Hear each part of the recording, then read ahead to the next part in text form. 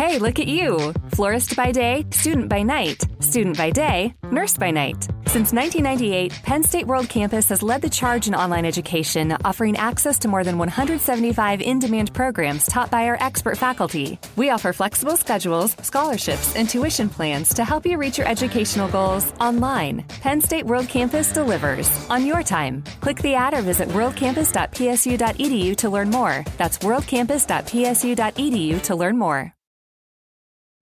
Welcome to our special Friday Dispatch podcast. I'm your host, Sarah Isger, joined by Steve Hayes. This podcast is brought to you by thedispatch.com. And speaking of thedispatch.com, we have a big post-election event planned, November 9th and 10th. You can go to whatsnextevent.com and check it out.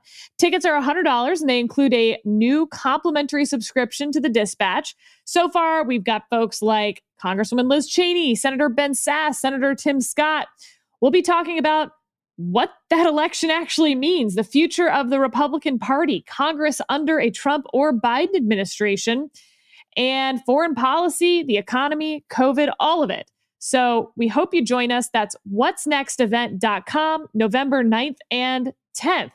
All right, today we have very special guest, Josh Kraushaar. Josh is the National Journal's daily senior national political columnist. He pens the weekly Against the Grain column, and he's super fun and friendly, and we love talking to Josh.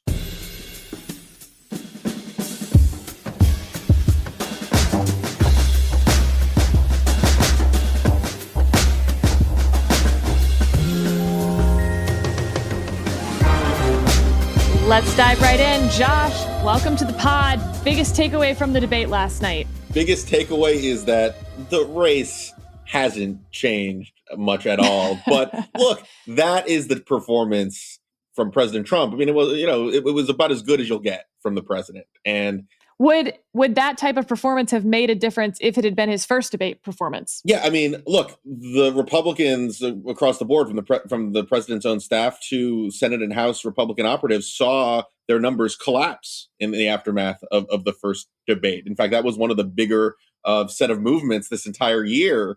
So yeah, I mean, they would have liked to have seen that version of President Trump in the first debate. Now, I don't think it would have made the difference between President Trump making this a close race and where the race stands right now. But look, that degree of discipline we don't often see from the president. And I imagine there was a little bit of prep, a little bit of training to get him not to interrupt, not to scream. And then the threat of a mute button maybe did have an impact after all. I did see one funny thing on Twitter where, because he was muted, he would be tweeting out his interruptions. Thought that was a good idea. Steve, come on in. Josh, do you buy that this race is sort of where the polls suggest it is? Do you think that we're basically right? I mean, if you looked at the race starting in January, if you look at the polling then, it's been pretty stable. With Joe Biden having had, roughly a 6-point lead nationally. That lead grew a little bit.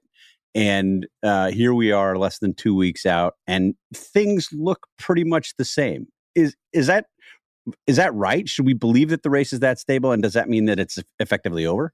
It is. It has been stable. In fact, Trump's job approval ratings throughout his presidency have been remarkably stable. They don't go below 40%. They don't go much above 45, 46%. So, you're not going to see these wild swings in what's going on in the presidential race, just because almost half the country isn't going to be voting for Trump under any circumstance.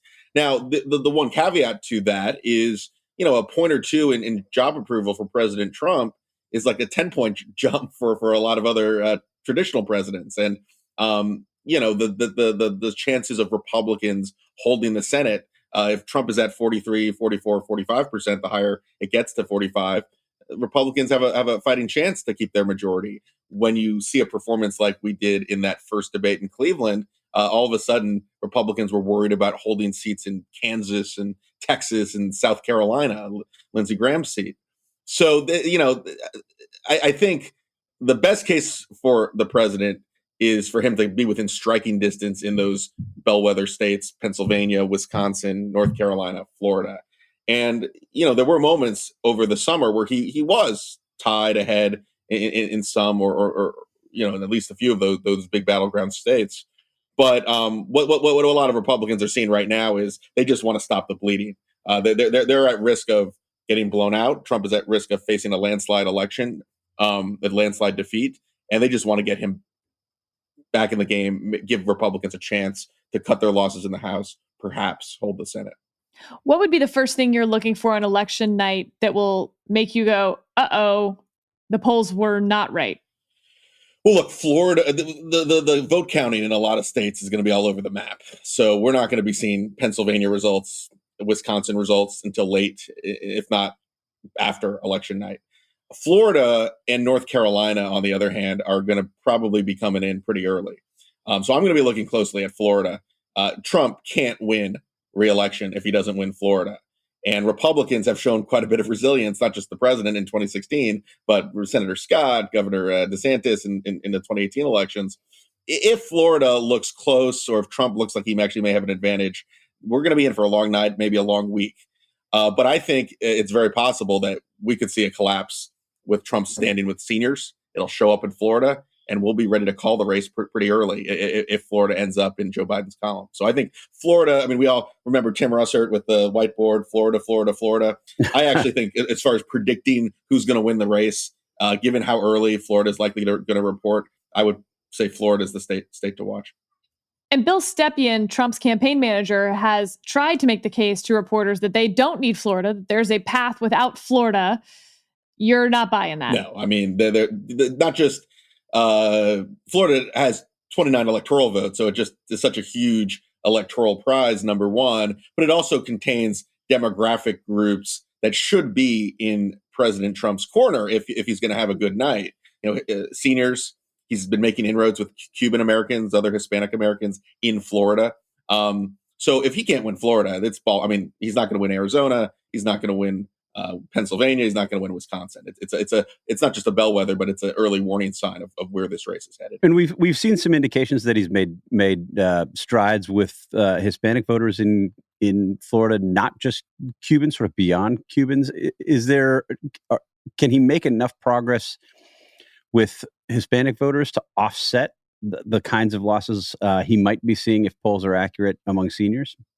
Yeah, if seniors end up saying, I think he's a little crazy and he hasn't handled the pandemic all that well, but I still agree with him on a lot of the policy, and I watched the debate, and that's the kind of Trump that I voted for in 2016. Maybe he cuts down his margins and does better with groups, namely Hispanics in Florida that he struggled with in 2016. So yeah, you could see it's all a margin game, and if he can cut down his losses, maybe narrowly win seniors in Florida and do better than expected among Hispanics, sure. There's a pathway to victory. Florida, by the way, the polling was, of all the states where polling was off, 2018 polling in Florida was way off. I don't think there was a single poll in the final few months that showed Ron DeSantis winning over Andrew Gillum and likewise Scott over Nelson. So I would caution. The one thing I would caution, and I'm offering a pretty bullish pro-Biden forecast, but the polling, I don't think the polling was as bad as people make it out to be in 2016. I think a lot of it was how people analyzed the polls and didn't look at that Midwestern blue wall breaking.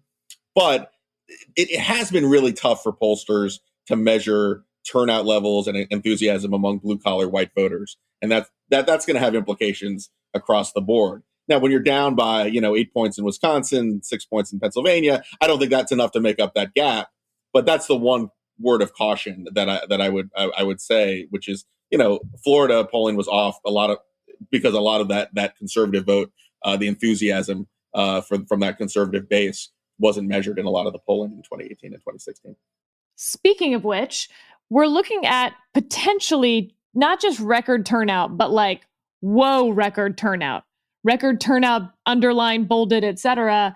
Echelon Insights, our friend Kristen Soltis Anderson, she's estimating turnout will be 157 million people. That's 20 million more than 2016. Do you think that sort of enthusiasm turnout level benefits more Joe Biden or Donald Trump? And B, do you think the polls are adequately able to take into account 20 million extra people joining the electorate? It's a little too early to say. My gut would say high turnout favors Democrats just because, their big problem in 2016 was not engaging African-American voters in Michigan and in the Midwest and Pennsylvania. They need turnout among younger voters, among non-white voters. And there are signs in the early vote that they're gaining that enthusiasm. And those are also all the groups that are the lowest probability voters. When I've talked about vote scoring before, there's people who are going to vote no matter what in every election, and you want to hit those low-hanging fruit. But sort of the way to win an election is to get to that higher fruit. Your lowest probability voters who don't turn out for every election just because that's the type of citizens they are. And so when you see high turnout, it means both sides, or at least one side, is really getting some of that high fruit. Well, and that's totally right, Sarah. And I would caution, though, that my colleague Dave Wasserman at the Cook Report has calculated that a lot of the non-voters, a lot of the folks who don't show up usually, are actually working class Republican likely Republican voters in the Midwest in particular. So if we, I always am skeptical. I know a lot of people are trying to crunch these early vote numbers in Texas and Georgia and a lot of these big battleground states. My experience with that is that everyone's predictions in the last few elections on the early vote have been way, way, way off. And it's because it's really hard to understand whether you're just extrapolating election day votes. I mean, in a pandemic, a lot more people are voting early. A lot more people, for health reasons, want to cast their ballot before election day. And there's just been a lot more attention. Early vote, you can early vote. So it's in people's faces. So I think we're going to have really high turnout, record turnout, perhaps. But it's hard to tell it's hard to read where what it means for election day, because it could be that a lot of people who just normally vote on election day are voting early. And we saw that in 2016. The early vote numbers from the early vote in North Carolina and Florida were looking very, very favorable for Hillary Clinton. And then we realized they just cannibalized the Democratic vote, and all of the election day vote was Republican, and it ended up, giving Trump the surprising victories in those two states.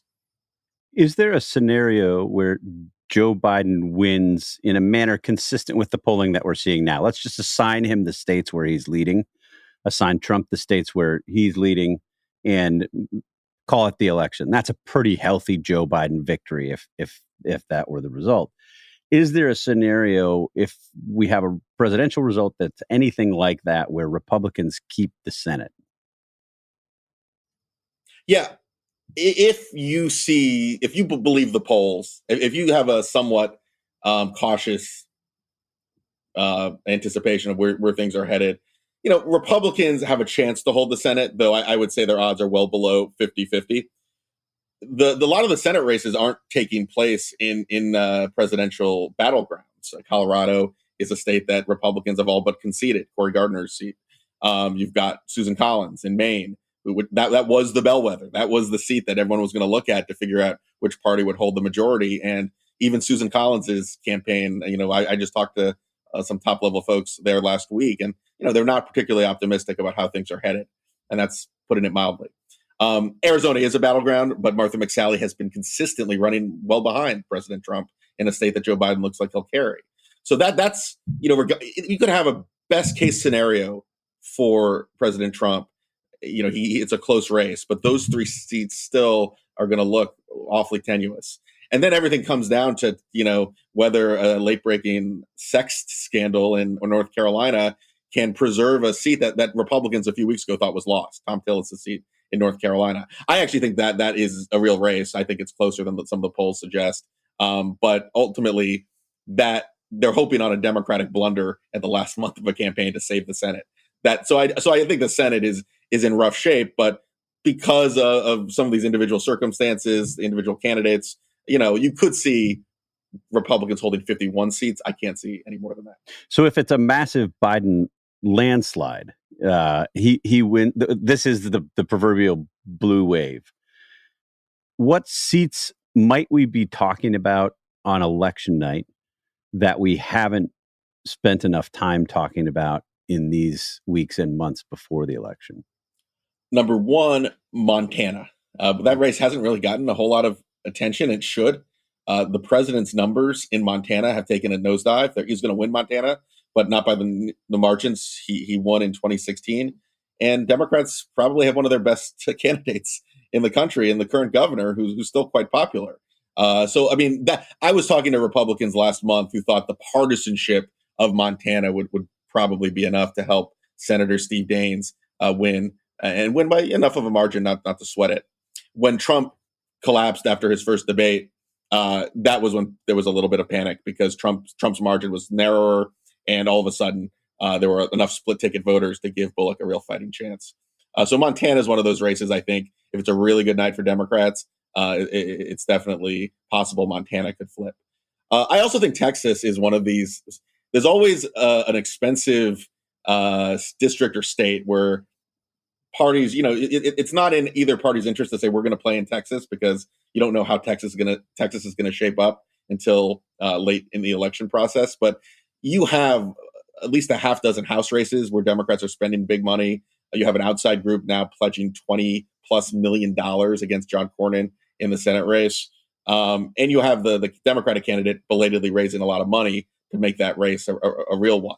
I still think Cornyn is the favorite, and I think the comments that Biden made about the energy industry helped Cornyn quite a bit in the final stretch. But if there's a surprise, that if there's a huge blue wave, I think Texas is both in play at the presidential level, and Cornyn can't take his race for granted either. When you're looking at these Senate races, which candidates are doing interesting things either to embrace Trump or distance themselves for Trump that could distinguish them from a wave election? Well, the interesting thing is that no one on their paid advertising, no one's airing an ad in these Senate races, even in the bluer states, saying, look, I have my disagreements with Trump. We agree on policy. I disagree with this. I want to be a check on a Democratic administration. You're not seeing that in paid advertisements. You see Ben Sasse make his comments to a town hall. You see, Thom Tillis did an interview in the last couple of weeks where he alluded to a check on a possible Biden presidency. You heard Susan Collins, is uncomfortable when you bring up Trump in her debates, but you haven't seen paid advertising distancing or attacking Trump, because Republicans still need Trump voters. That would be still politically suicidal. So, this is the challenge, the dilemma for Republicans. Martha McSally is to me the textbook example of someone who just played her hand poorly in a state that actually has a lot of persuadable, moderate Republican voters. She tied herself to the base from the get-go. She, embraced the president, campaigned with him, even attacked a CNN reporter to show her conservative bona fides last year. And now, in the final month of the campaign, she was at her first debate, and she was asked whether she was proud of her support for President Trump, and she refused to answer the question. Well, I mean, you should have said that from the get-go, because if you're bailing on Trump even subtly in the final stretch, that's not going to help any Republican politically. And now Republicans are realizing that it's almost impossible to thread that needle of being an independent voice while also not alienating and ticking off Republican voters. I would expect that as we see these elections close in the last 10, 11 days, we're likely to see Republicans not only not move away from President Trump in their paid advertising, so I think you're right on that, but in fact embrace him more tightly, in part because we've seen such a big Democratic turnout in these early votes. I mean, that is one place where I think the early votes can matter. If you're a Republican consultant or a Republican ad maker and you're trying to figure out where you put very limited resources on your ad buys, at this point, you can't afford to, even if your candidate would rather have a little distance from Trump, you're not at this point appealing to persuadable voters. You're making a pitch to the base voters, and you want to get them out to support your candidate. So I would expect that we'll see even more red meat as the election closes, which isn't always the way that things go. Yeah, and the thinking all along is that if you break from the president, you're toast. You're hoping against hope that Martha McSally can ride Trump's coattails in Arizona. The thinking was that Trump can win Arizona. It's a winnable state.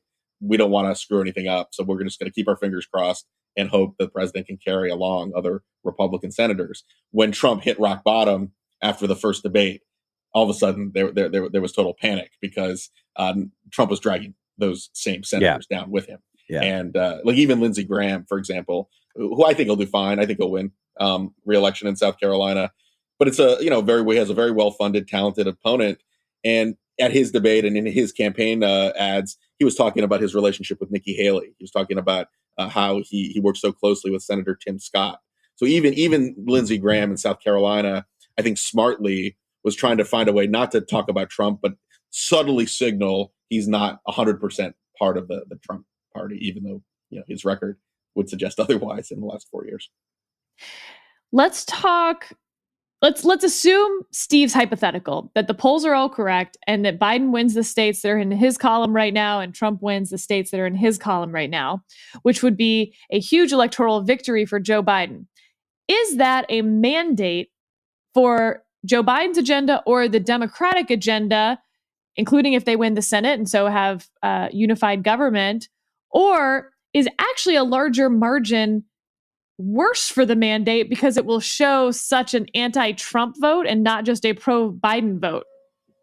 That's a great question, Sarah. It's the question that Joe Biden's campaign and if he wins, his administration is going to have to deal with from day one. And it's almost a blessing and a curse to win big. It's, if you have Senate seats and you win 54 Senate seats, for example, all of a sudden you have political capital and you have the power, the senators, to perhaps pass very progressive legislation, but that temptation can also sap your political capital very quickly. So I always like to say, like, the leader of the party sets the tone and really controls the politics in Washington.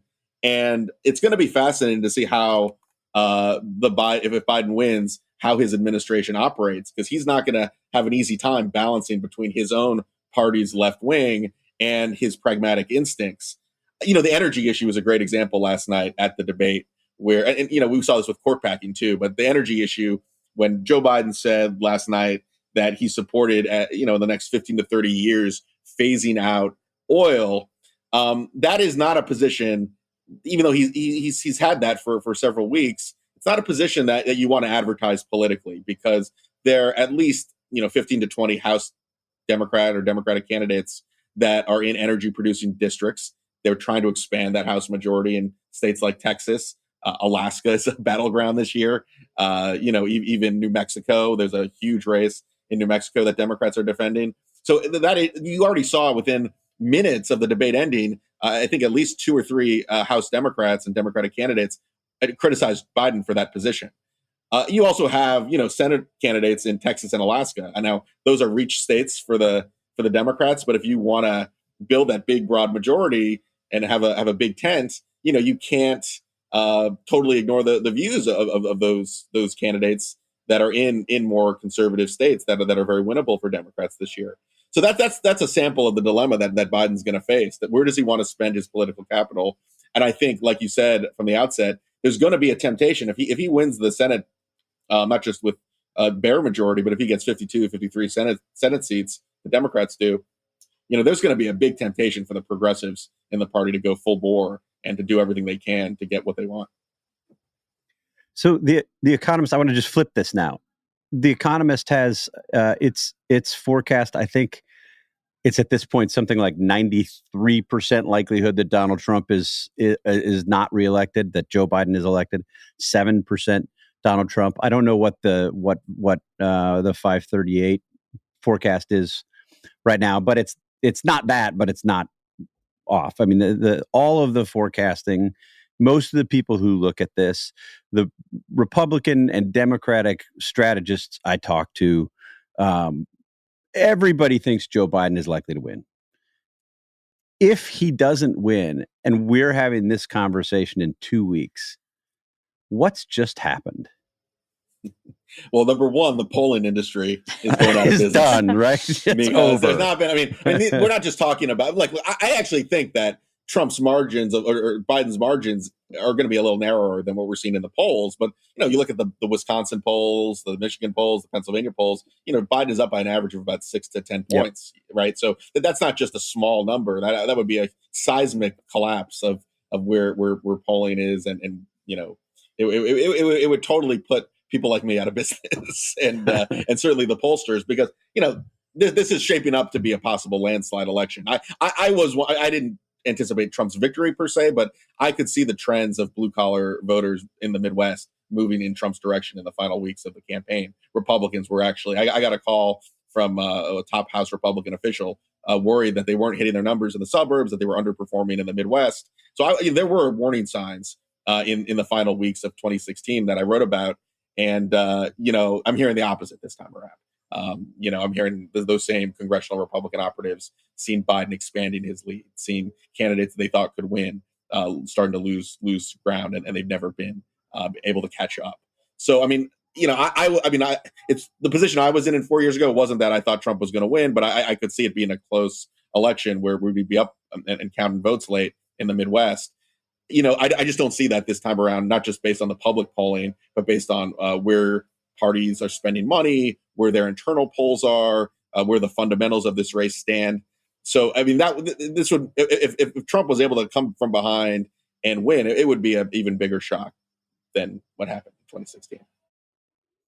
If Joe Biden wins by a small margin and the polls were wrong, will anyone care? Even like the polls were wrong, but the outcome was right?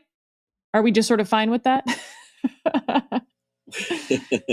We should care. It's not. Look, there.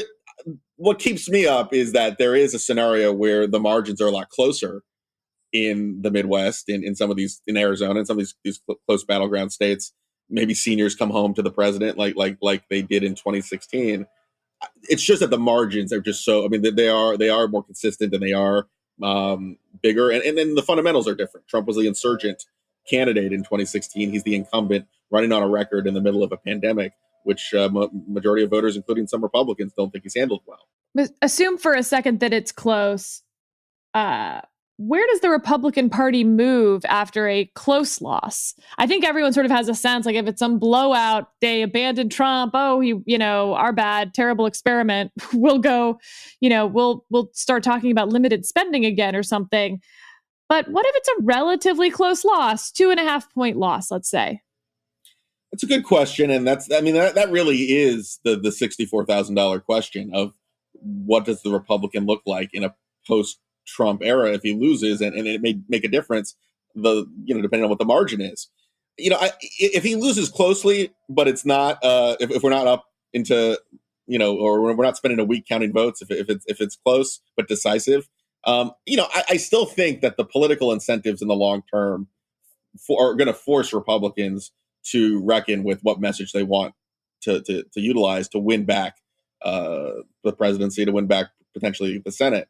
I wrote a column last week. I find this actually to be a very overlooked statistic. 90% of Republicans in the House right now are white men. About 90% of their top opportunities in the House, including in very conservative districts, are women or non-white candidates. Yeah, it was a fascinating column. It was very, very interesting. Tell us what you think that means. Well, I talked to Republican strategists who acknowledge that even in conservative districts, even in areas that, like President Trump, running with the same, being running a boorish campaign, embracing conspiracy theories like QAnon, that is a huge political problem. It's not just. If that's the future of the Republican Party, they're not going to win anywhere, right?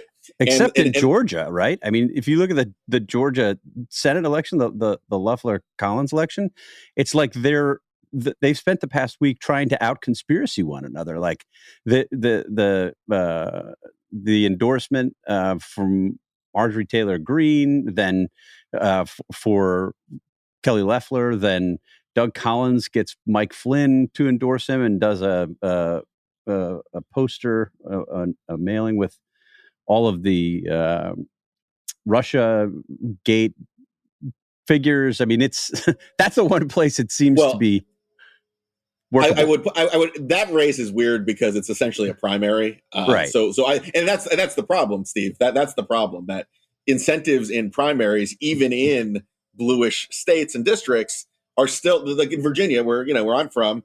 Our Republican Party used to be the party of Tom Davis and Bob McDonnell, and even losing, even after suffering some embarrassing defeats, we're the party of Corey Stewart and you look at some of the statements coming out of the state party, it's become Trumpified as more and more moderate voters and mainstream voters leave the Republican Party. So it's a challenge, but even that, I mean, I think they're going to change their message for the runoff in January. So, but the bigger problem is that even if that's the political dynamic in a primary, you're still going to lose valuable support if that's your message in many, many states, many, many districts across the country in general elections. And at some point, I think the rubber's going to, I mean, you can't, you're not, there's not going to be support for being a fringe minority party. You're going to need to build support to try to get back power. And I also think that being in the minority, often, we saw what happened in 2010 and the run up to the midterms 10 years ago. There were so many essays and articles about the Republican Party being extinct and the Tea Party driving the Republican Party off the cliff. Back then it was, you remember Sharon Angle and Christine O'Donnell. I'm not a witch. I mean, I don't know if there's a fundamental difference between those candidates and some of the Marjorie Taylor Greens that we're seeing now. But Republicans won 63 House seats in 2010. They lost a few Senate races because of the crazies, but they still gained a bunch of Senate seats too. So, I'm more sanguine. I think being in the opposition, it helps Republicans. And I think if they listen to the right leadership, and it's going to be a nasty civil war that's taking place in the next few years if they lose power. But I think I'm a little more sanguine. I'm a little more bullish that Republicans, being in the minority, being the opposition, will help them get back some. Can I go one level deeper on that? Right then, you mentioned the post election potential for civil war and the right leadership. There's an interesting Politico article earlier this week about the likelihood that Kevin McCarthy will remain Republican leader after the election, almost regardless. I mean, I think they had a caveat. Well, if Republicans lose more than 15 seats, McCarthy might sort of have a challenger, but basically it's all but over with, and McCarthy's got this. It's a shoo-in. What's very interesting to me is if you go back to October of 2015, when Kevin McCarthy was going to be Speaker of the House, there was a very similar article where he said, "I've got the votes. This is a done deal. This is happening." And then 3 days later, he bowed out because he didn't have the votes. What's going on there? And what do you think about the likelihood that Kevin McCarthy will remain the Republican leader if Republicans have a bad result? So, as you know, Steve, I'm a big sports fan. I watch a lot of football, baseball. The great thing about sports is that, bad teams fire their coaches. Bad teams shake up leadership. It's actually the best meritocracy left in America, sports. You don't see that in a lot of other areas of American life, Correct. Especially politics, right? Especially, leadership in Congress. Look, Kevin McCarthy, if things prevail as they look, if things, turn out as they look right now, Republicans would, lose the House and then lose a even bigger minority, being a bigger minority than anyone ever expected that in 2021. I've got to think there's going to be internal political pressure on McCarthy, just if that ends up being the reality. If they lose House seats after already suffering an embarrassing shellacking in 2018, even more. I mean, that same article in Politico suggested that even the National Republican Congressional Committee Chairman Tom Emmer, who's the guy who hires staff, who decides where the money's spent, who presides over the races for the House Republicans. I mean, if they lose more seats and he's kept as committee chairman, I just have a hard time believing that. I think there's going to be pressure on I think there's an interesting. This is turning into a hopeless DC insider show, and apologies for our listeners who didn't want to go there. Having said that, going deeper. I think there's some. I mean, Tom Emmer, who runs the National Republican Congressional Committee, has had that unenviable job of trying to raise and allocate money to help Republicans win House races around the country in a bad political environment. And at the same time, Kevin McCarthy has been helping to raise money and push money toward President Trump, which I think has made Emmer's job more difficult. And I think that could be a factor in these post-election discussions if Republicans don't do well. Well, and coming full circle to where we started the conversation, Elise Stefanik is another contender for the committee chairmanship for the campaign committee. She's made a big push to try to recruit more women, increase the diversity within the Republican caucus. She's also been sort of a shapeshifter herself as a moderate when she was first elected, and now being a loyal Trump ally in these final months of the final stage of the Trump administration.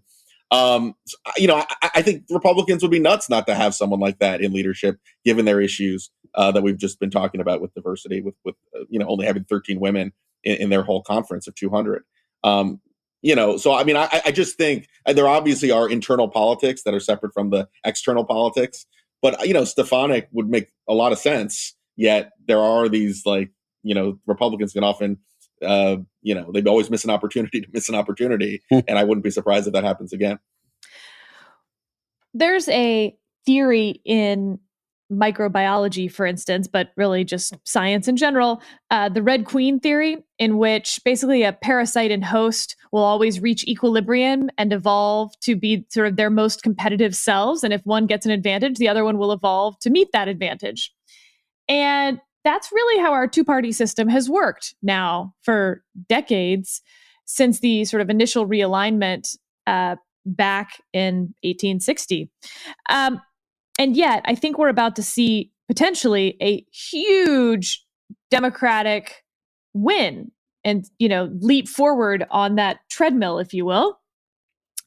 Why is it the case that we then don't see a Democratic Party, or no one thinks that we'll see a Democratic Party say, great, we're going to keep the Republicans out and just permanently take this part of the electorate by actually moving closer to the center and holding them Heisman style out to the far fringe of the right, where that's the only place they can win votes. And instead, there's this assumption that when they win this big majority, they'll actually move to the left because they can do these things, when in fact, that's what gives them the Republicans the opening to take back some of their fallen electorate. So biology was my worst subject in school, but I think you make a really, really important point, and I'm going to switch it to physics because this is a point I make a lot of times about our politics. For every political action, there's a reaction the other direction. And a lot of people blame Trump for all of our political problems, but I wrote about this years ago. But Obama, when he was president, enjoyed kind of baiting the right, enjoyed trolling the right, taking positions that were liberal, but then making them out to be more mainstream, and then enjoying as the Republicans kind of went further and further to the Tea Party, went further and further to the right, and use that to his advantage, and including in that 2012 election. And Trump sort of has done the same thing, except it's on steroids. It's never giving anything to the other side and trying to gaslight and troll them to make them even more extreme. So now you basically have two parties that are playing to their extremes. I think the biggest I think this is actually an encouraging sign. The fact that Joe Biden won the nomination for the Democrats, is running on this platform of normalcy, of working together with Republicans and Democrats. You may think that's bunk. You may think that's just rhetoric. But I think Biden fundamentally is a different type of politician than we've seen in quite some time. And I think if he does win the presidency, everything flows from the president.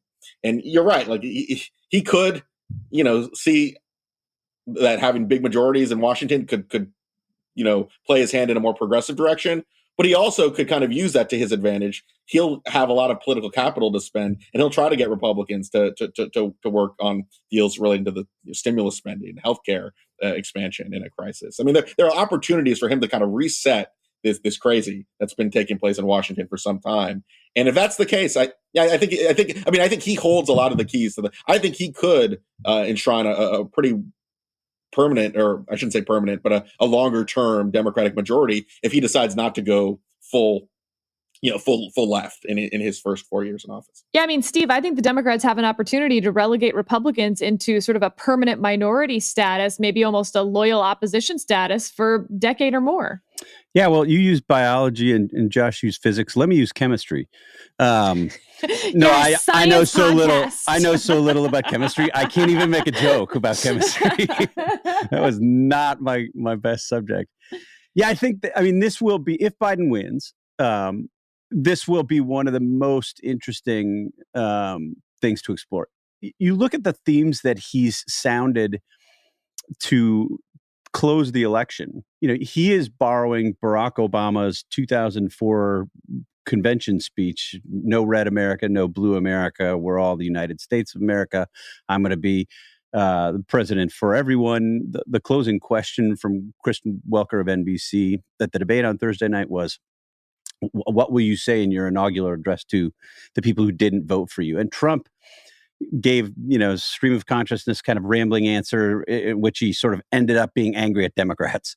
Biden gives this answer that is reminiscent of Barack Obama. I think, Sarah, you're right. I think there's a huge opportunity for Biden and for Democrats to position themselves as the sane party by pushing away or rejecting the impulses to go super far left.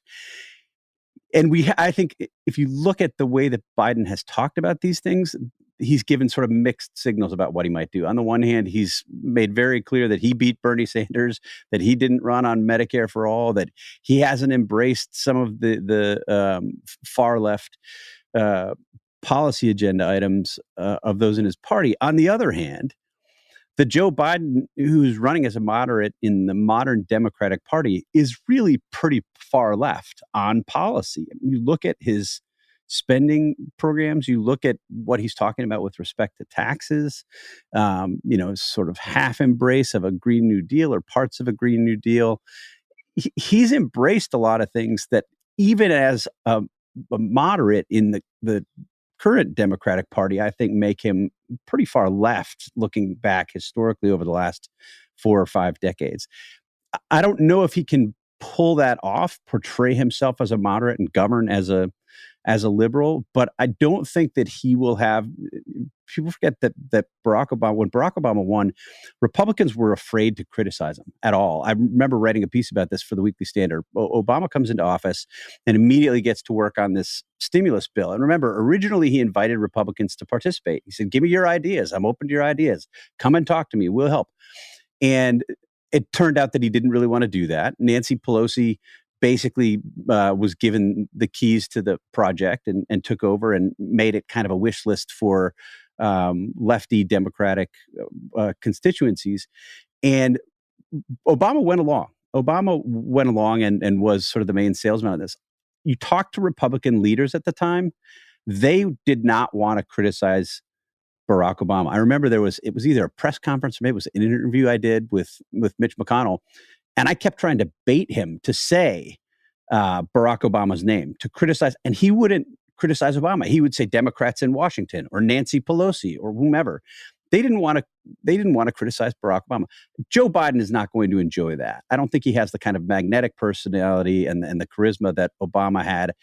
So if he comes in, I think, Sarah, your earlier point that people will say, look, this was basically an anti-Trump vote. You don't have the kind of mandate you do. I think that'll make it harder for Biden to both run to the left and try to implement his agenda while at the same time reaching out for Republicans. I would just add, and I think, Steve, that I agree 100% with what you just said. I would say that if Biden is elected, you circle the Midwest, and those are folks who don't love Biden, but have grown dissatisfied with Trump. They've gone back and forth in these last few elections. I think Biden has an opportunity, if only because he would be taking office in the middle of a crisis. And I think there is a hunger for help. If we don't see a lame duck stimulus that's passed, I mean, there's an opportunity for him to own that in the first months of his administration. And I think his core issue of healthcare, I mean, that's a much more pronounced issue that has more support, I think, than it did when Obama tried to. And Republicans have left them a massive opening on it. I mean, Republicans they've left this opening. Yeah. So I think the two challenges for Biden, the culture wars. I mean, if you look at the polling of these Midwestern swing voters, they are very culturally traditionalist. They hate political correctness. A lot of the excesses on the left would be toxic if Biden kind of goes along that path. There are a lot of different ways that could happen, and also the environmentalism versus energy. Like in the Midwest was when Democrats passed cap and trade in 2010. It was the Midwest where there was a huge revolt politically, and that fueled the losses in that midterm election. Yeah. So I think Biden has an opening on sort of the core issues that really most Americans care about. But there's so many traps that the left is laying for him, and I didn't even mention the Supreme Court backing which I think he punted a little bit this week, trying to have a commission and stuff. But there are a lot of things that if he gets distracted from the main challenges that I think most of the country wants him to deal with, that's where the problems would start. All right, Josh, thank you so much for joining us. But I do have one important last question for you. As you said, you're a big sports fan, and we've had kind of a weird sports year. Maybe most upsetting to me, we didn't have the Olympics. What is the sport that is not one of our big three, quasi four, if you include hockey, that you wish were in that pantheon of things that all Americans sort of watched in a water cooler style? Wow, that's a great question. How about tennis?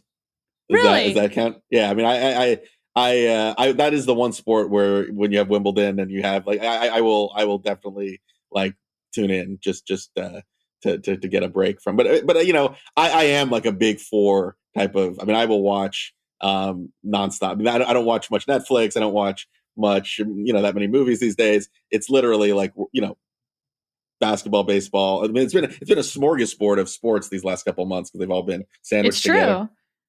Do you wish you had a red zone for another sport? Well, I do have the football red zone is invaluable. I of course. It's weird. I'm a huge baseball fan, and they have something called Strike Zone. It's they only have it twice a week. So they basically do what Red Zone does, and it's great. It's actually really, really useful, but it's only on once or twice a week, and I could use it. I mean, it would be something that they should expand. But no, I mean, politics and sports are my two. I mean, when I need a break from everything that's going on with the day job and with what's going on in the presidential race, I mean, watching the World Series this week is going to be a good thing to go to. Steve, what's your sport that you wish everyone else were as into as you? Badminton. No, you're right. Can you imagine a red zone for badminton now? I mean, that would be pretty great. No, I mean, look, I grew up playing soccer. I remain a pretty big soccer fan. I still follow to the extent that I can the La Liga, which is the top league in Spain. I have a team there, Atletico Madrid. We got smoked in the Champions League yesterday, so it's a little bit of a sad day for me. So probably that. I also think volleyball. I played competitive volleyball growing up, and it's such a fun sport to watch and such a fun sport to play, whether you're talking about on the beach or traditional with the 6 people on a team. It's great. I would love to see more competitive volleyball. I'd go and watch. If there were a professional volleyball league, I would have season tickets to whatever team was in my area. Despite having no interest in car racing whatsoever, I think that short track speed skating could be a great American sport for us to all get into because it has sort of the violence of some of the other sports that we like and the quickness. And I don't know, I'm an original Apollo Ono fan. So I think that's what I would pick. Your curling guy is going to be very upset. Oh, I mean, I think everyone already is watching curling. So that's the big four, right? We were, it's baseball, football, basketball, and curling. Okay, good point. Sorry, Phil. Coach Phil is the best. Yeah, Josh? Don't sleep on ping pong. If you've seen Forrest Gump and True. Table tennis, that's skill. That's skill. True. Well, thank you, listeners, for joining us today. Thank you, Josh, for coming on over. And Josh said he had some foxes in his backyard making a run for it while we were on the pod. So hopefully all is well. That's good Fox News. Yeah. And I'm doing Fox in 20 minutes. Come on. So maybe that's an omen. So, but all right, we'll see you guys again next week.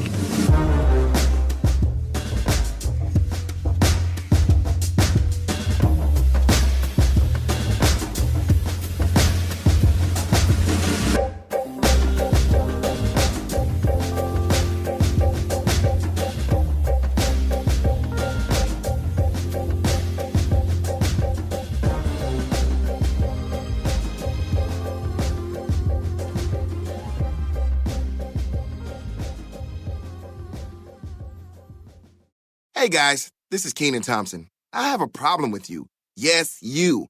None of y'all told me that AutoTrader has millions of new and used cars that I can shop from home. I thought we were friends. I put smiles on your face, but I'm not smiling. No one told me that with AutoTrader, a dealer can deliver cars to my home or that I could shop by price on AutoTrader. No one. Consider this friendship that you just learned we had officially over. Finally, it's easy. AutoTrader.